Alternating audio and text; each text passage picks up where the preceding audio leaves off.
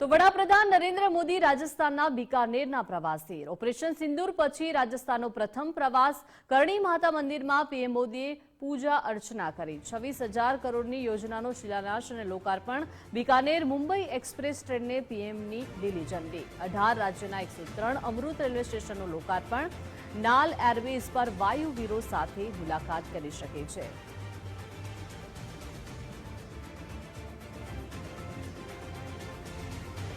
વડાપ્રધાન નરેન્દ્ર મોદી રાજસ્થાનના બીકાનેરના પ્રવાસે છે। વધુ માહિતી સાથે સંવાદદાતા વિજય જોડાઈ ગયા છે। વિજય, વડાપ્રધાન નરેન્દ્ર મોદીનો ઓપરેશન સિંદૂર પછી રાજસ્થાનનો આ પ્રથમ પ્રવાસ, શું વિગતો? બિલકુલ, વડાપ્રધાન મોદી અત્યારે રાજસ્થાનના બીકાનેર પહોંચ્યા છે કે જ્યાં તેઓ ઓપરેશન સિંદૂર બાદ તેમનો આજે આ પ્રથમ પ્રવાસ છે જે રાજસ્થાનનો છે, કારણ કે પહેલગામ એટેકના પણ આજે 1 મહિનો પૂર્ણ થયો છે। એ પરિસ્થિતિની અંદર આજે સૌ કોઈની નજર એ છે કે થોડી વારમાં તેઓ જે બીકાનેરનું નાલ એરબેઝ છે, એરફોર્સ સ્ટેશન કે જ્યાં પણ જે પહોંચવાના છે, જ્યાં વાયુવીરો સાથે તેઓ સંવાદ પણ કરશે ને ત્યાંથી સીધો જ પાકિસ્તાનને એક સંદેશ આપવાનો પણ પ્રયાસ છે તે આ પ્રવાસની અંદર જોવા મળી રહ્યો છે।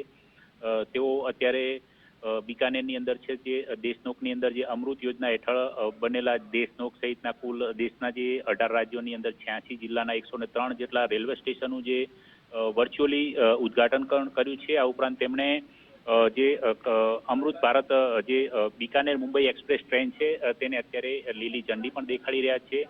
ઉપરાંત જે અનેકવિધ જે 26,000 કરોડ રૂપિયાની જે યોજનાઓ છે તેનો શિલાન્યાસ અને લોકાર્પણ પણ તેઓ અત્યારે કરી રહ્યા છે। ઉપરાંત તેઓ થોડી વારમાં દેશનોકની અંદર જે પલાણા ગામ છે કે જ્યાં એક જાહેર સભા છે તેને થોડી વારમાં સંબોધન પણ કરશે। તેમની સાથે રાજ્યપાલ હરિભાઈ બાગડેની ઉપરાંત મુખ્યમંત્રી ભજનલાલ શર્મા, રેલવે મંત્રી અશ્વિની વૈષ્ણવ, કાયદા અને ન્યાય મંત્રી અર્જુનરામ મેઘવાલ છે તેઓ પણ ઉપસ્થિત છે। કુલ મળીને જે બીકાનેરથી તેઓ અમૃત ભારત સ્ટેશન યોજના હેઠળ જે પુનઃ વિકસિત રેલવે સ્ટેશન છે તે તમામનું વર્ચ્યુઅલી લોકાર્પણ કરી રહ્યા છે।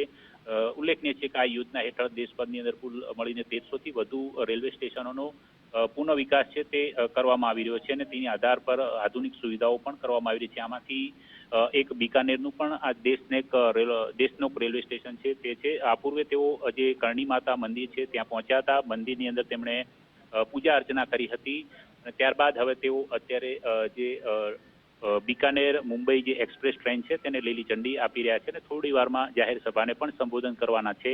આ ઉપરાંત જે નાલ એરબેઝ છે ત્યાંથી તેઓ જવાનોની સાથે જે સંવાદ કરશે ત્યાંથી સીધો સંદેશ એ પાકિસ્તાનને આપવામાં આવશે, કારણ કે ઓપરેશન સિંદૂર બાદ જે પાકિસ્તાને જે અવરચંડાઈ કરી હતી ને ત્યારબાદ જે ઘટનાઓ બની હતી એ ઘટનાક્રમની અંદર આ નાલ એરબેઝને પાકિસ્તાને નિશાન બનાવવાનો દાવો પણ કર્યો હતો।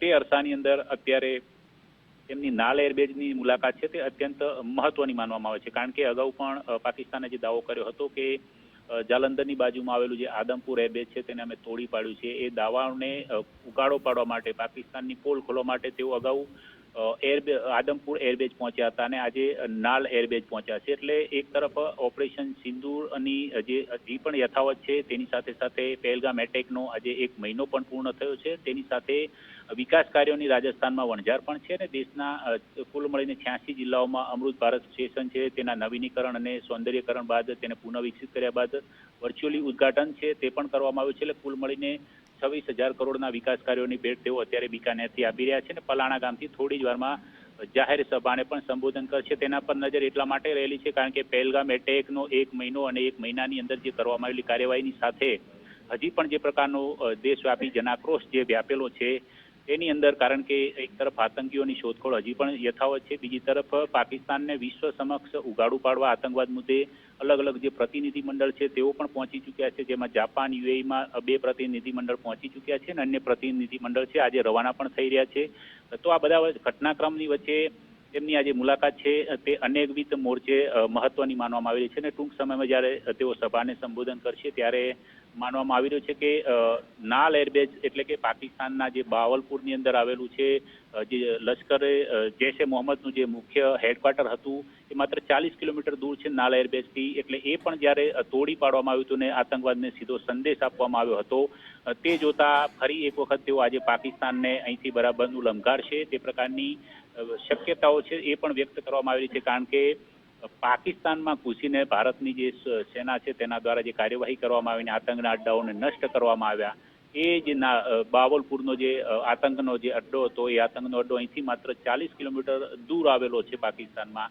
એટલે એ પડઘા છે, તેમની સભાના પડઘા છે, તે પાકિસ્તાનમાં પણ ચોક્કસપણે સંભળાશે તેમ નિશ્ચિત માનવામાં આવ્યું છે. જી બિલકુલ, આભાર વિજય સમગ્ર વિગત આપવા બદલ.